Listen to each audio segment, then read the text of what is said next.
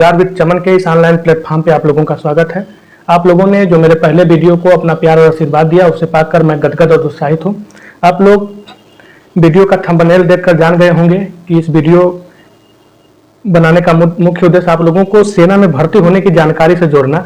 कई बच्चों के और लड़के और लड़कियों की और माता पिता की ललक रहती है कि मेरा बेटा सेना में जाए, या बच्चे लड़के लड़कियों की खुद ही एक दिल की चाहत रहती है कि मैं देश सेवा करूं। सेना में भर्ती होने की सारी प्रक्रियाएं मैं आपको बताऊंगा, आप लोग मेरे साथ रहें। यह भर्ती से जो वीडियो बना है सेना में भर्ती होने की कड़ी दर कड़ी और कैसे कैसे प्रोसेस होता है, सारी बातें बताने के लिए बनाया गया है। इसलिए मैं कुछ लाइनें देश के जवानों के लिए, वीर जवानों के लिए समर्पित करना चाहता हूं। किसी गजरे की खुशबू को महकता छोड़ आया हूं, अपनी नन्ही सी चिड़िया को चहकता छोड़ आया हूं। अपने छाती से तू लगा लेना ए भारत माँ, मैं अपनी माँ की दामन को तरसता छोड़ आया हूं, मैं अपनी माँ के दामन को तरसता छोड़ आया हूं। आइए हम शुरुआत करते हैं कि सेना में जाने के लिए क्या क्या क्राइटेरिया होती है। जो पहले की प्रक्रिया चली आ रही थी हम उस पर बात करेंगे। हम अग्निवीर के बारे में आज इस वीडियो में कतई नहीं बात करेंगे। अग्निवीर के ऊपर मैं एक नया वीडियो बनाऊंगा। जो सेना पहले की प्रक्रिया है वही जो सेना होते हैं जिनकी एक अच्छी खासी उम्र के लिए भर्ती की जाती है, 50-45 साल भर्ती वो लोग जॉब करते हैं, देश सेवा करते हैं। हम जो पहली प्रक्रिया थी उसके बारे में बात करेंगे।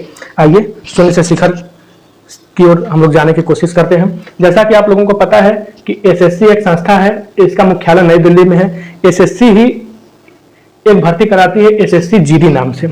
एसएससी एक संस्था है जो एसएससी जीडी नाम से एक भर्ती कराती है। इस भर्ती में कई सारे पद होते हैं जिसकी आप तैयारी करते हैं, लेकिन कहीं ना कहीं आप अनभिज्ञ हैं कि कौन कौन भर्ती के लिए क्या तैयारी की जाती है, किस भर्ती के लिए कैसे तैयारी करते हैं। इस वीडियो में हम आपको पूरी बातें डिटेल और जीरो से बताने की कोशिश करेंगे। ध्यान दीजिएगा, समझिएगा। एसएससी जीडी नाम से एक भर्ती निकालती है, वैकेंसी निकालती है। इस एसएससी जीडी का होता है फुल फॉर्म जनरल ड्यूटी। इस एसएससी जीडी में कई पोस्ट रहते हैं। पहला पोस्ट जैसे होता है बीएसएफ का, बॉर्डर सिक्योरिटी फोर्स। दूसरा हो गया CISF, central industrial security force, SSB सशस्त्र सीमा बल, ITBP Indo Tibetan border police, CRPF central reserve police force, AR Assam rifle. इतने पोस्ट लगभग ये निकालते और पोस्ट होते हैं, लेकिन मुख्य रूप से यही होते हैं। इसकी प्रक्रिया इसमें भर्ती होने की प्रक्रियाएं क्या रहती है, इसके चयन के क्या क्या मापदंड है, आइए हम लोग विधिवत जानने की कोशिश करते हैं। एसएससी जीडी इतने पदों के लिए भर्ती कराती है। अब आइए आगे जानते हैं। इसमें आप अगर भर्ती होना चाहते हैं तो कम से कम आपको 10 पास होना चाहिए। भारत के किसी कोने का स्कूल से आपको 10 पास होना चाहिए, चाहे यूपी बोर्ड से रहें, बिहार बोर्ड से रहें, असम बोर्ड से रहें, किसी बोर्ड से रहें, चाहे सीबीएसई बोर्ड से, चाहे आईसीएसई बोर्ड से, चाहे आईसी बोर्ड से, आपको 10th पास होना चाहिए। उसके बाद उम्र आपकी 18 से 23 साल होनी चाहिए। 18 से 23 साल। अगर आप ओबीसी में आते हैं तो आपको 3 साल एक्स्ट्रा दिया जाएगा, यानी 23 और 3 26 साल आपकी उम्र। 18 से 26 साल ओबीसी के लिए ये फॉर्म भरा जा सकता है। अगर आप एससी या एसटी कैटेगरी से आते हैं, एससी या एसटी वर्ग से आते हैं, तो आपको 5 साल की छूट दी जाएगी, यानी 23 और 5 28। अगर आप एससी और एसटी कैटेगरी के हैं तो 18 से 28 साल की उम्र अगर आपकी है तो आप ये फॉर्म भर सकते हैं। इसमें जो दौड़ होता है 5 किलोमीटर की दौड़ होती है, इसको 24 मिनट में कंप्लीट करना होता है। अगर 24 मिनट के 1 सेकेंड से भी आप चूक जाते हैं तो आप बाहर हो जाएंगे। उसके बाद ये मेल के लिए है कि 5 मिनट में 5 किलोमीटर आपको 24 मिनट में दौड़ना है। अगर वही महिला अभ्यर्थी है तो उसको 1600 मिनट 8.5 मिनट में दौड़ना है। अगर महिला अभ्यर्थी इस सेना में किसी पद पे जाना चाहती है तो उसको 1600 मीटर 8.5 मिनट में दौड़ना होगा। उसके बाद लंबाई अगर आप पुरुष हैं तो 170 सेंटीमीटर। उसके बाद अगर महिला है तो आपको 157 चाहिए। अगर आप ओबीसी हैं तब भी आपको 170 चाहिए, एससी हैं तब भी आपको 170 चाहिए, लेकिन आप एफटी हैं तो आपको 162.5 यानी 1.62 सेंटीमीटर आपकी लंबाई होनी चाहिए। अगर आप एसटी में भी फीमेल हैं, एसटी में अगर कोई फीमेल अभ्यर्थी है तो उसको 150 सेंटीमीटर हाइट चाहिए।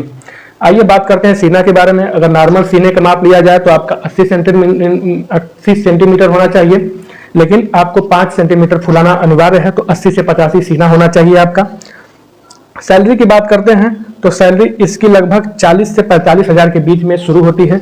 इसकी सैलरी, आप इन पदों पे अगर किसी पद पे जाइएगा तो 40 से 45 हजार के आसपास इसकी लगभग सैलरी होती है। लेकिन आपको अगर विशेष जगह पे आपकी तैनाती अगर दी जाती है, जैसे लद्दाख हो गया, जम्मू कश्मीर हो गया, असम हो गया, जो संवेदनशील जगह है जहां थोड़े खतरे ज्यादा रहते हैं, तो इस सैलरी में लगभग 10 से 15 हजार रुपए और एक्स्ट्रा जुड़ जाता है, कहीं कहीं 20 हजार रुपए हो जाता है।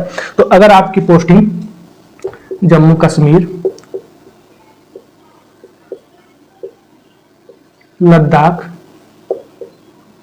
और पूर्वोत्तर में असम हो गया, अरुणाचल प्रदेश वगैरह में अगर आपकी पोस्टिंग होती है तो आपको 15 से 20 हजार रुपए इसी सैलरी में जोड़कर एक्स्ट्रा दिया जाते हैं, क्योंकि यहाँ खतरा कुछ ज्यादा रहती है।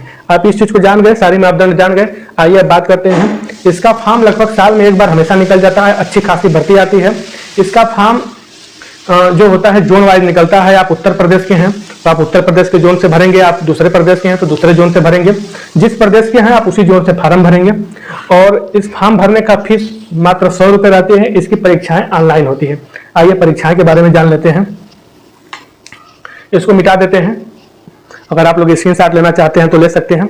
इसको मिटा देते हैं। आप लोग समझ गए किस पोस्ट पर भर्ती होती है, क्या क्या प्रक्रियाएं होती हैं। और इसको हम मिटा देते हैं। और मिटाने के बाद क्या जो लिखित परीक्षा होती है उसका प्रारूप, उसका पैटर्न क्या रहता है, उसकी रूपरेखा क्या रहती है, आइए उसको समझते हैं। इसको मिटा देते हैं थोड़ा सा।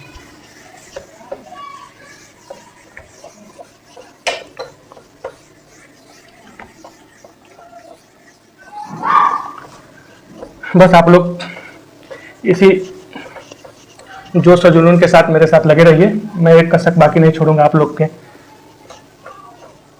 आगे बढ़ाने में। आइए जानते हैं लिखित परीक्षा के बारे में।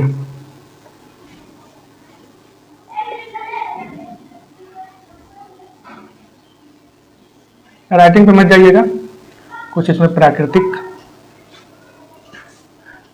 राइटिंग ऐसे है, इसका कुछ नेचुरल भी कारण है और कुछ ये नया जो व्हाइट बोर्ड है इस पर लिखने का कभी आदत है नहीं, तो किसी का 50-50 दोनों का एक तरह से कहिए तो समन्वय है कि कुछ इस राइटिंग मेरी प्राकृतिक रूप से ही कमजोर है, कुछ इस बोर्ड पर कभी लिखने की आदत नहीं है, तो इस वजह से भी कुछ है। खैर आप इस पर ध्यान मत दीजिए। आप आइए अब देखते हैं। तो लिखित परीक्षा आप देने जाइएगा तो इसमें 20 क्वेश्चन आपका रहेगा रीजनिंग का, 20 क्वेश्चन आपका रहेगा रीजनिंग का।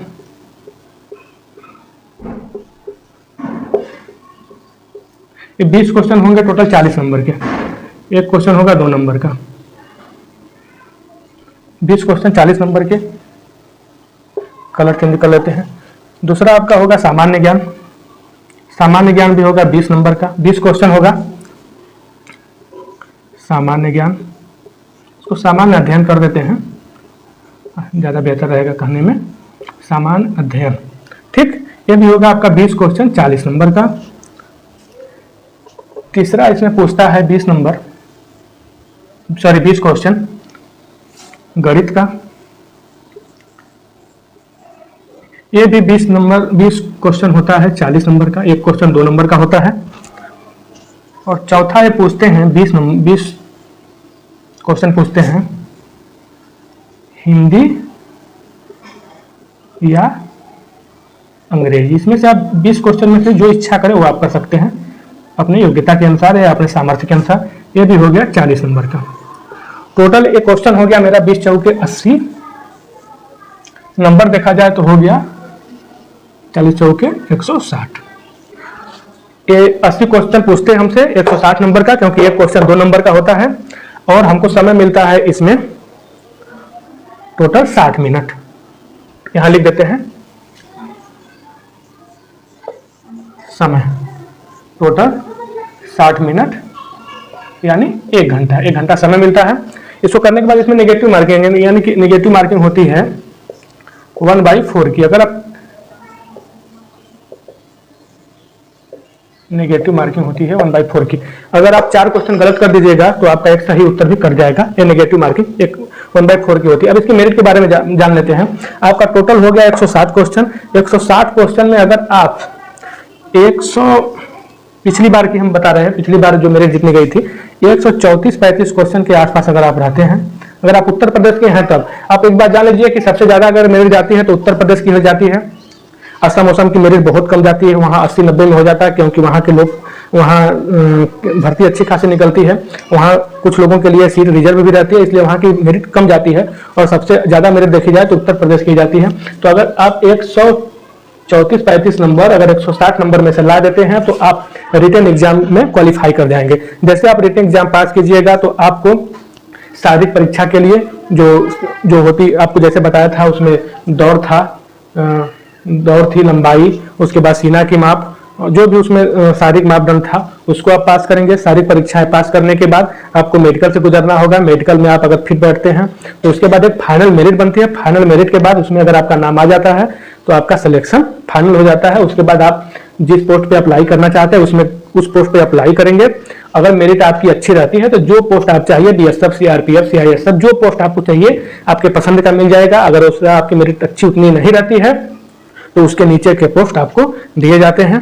और इसी तरह आप लोग मेरे वीडियो को देखते रहिए, अपना प्यारा आशीर्वाद बनाए रखिए। बहुत बहुत धन्यवाद, थैंक यू।